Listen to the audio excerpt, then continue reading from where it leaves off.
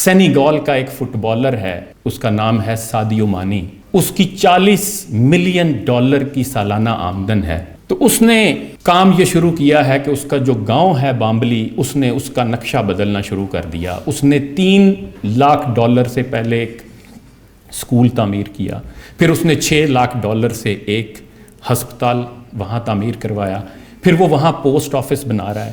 اس نے ہر گاؤں کے فرد کا $67 وظیفہ مقرر کر دیا ہے اور پورے گاؤں کو 4G انٹرنیٹ کی فیسیلیٹی دے دی ہے، اور وہ لوگوں کی خدمت کر رہا ہے۔ تو کسی انٹرویو کرنے والے نے مجھے پوچھا، تو اس نے کہا یار میں زیادہ سے زیادہ کیا کرتا، میں کوئی فراری خرید لیتا، میں کوئی محل خرید لیتا، میں کوئی دنیا کے سفر کر لیتا، کوئی جہاز لے لیتا، لیکن مجھے لگا کہ نہیں، مجھے کوئی بڑا کام کرنا چاہیے، مجھے کوئی اچھا کام کرنا چاہیے۔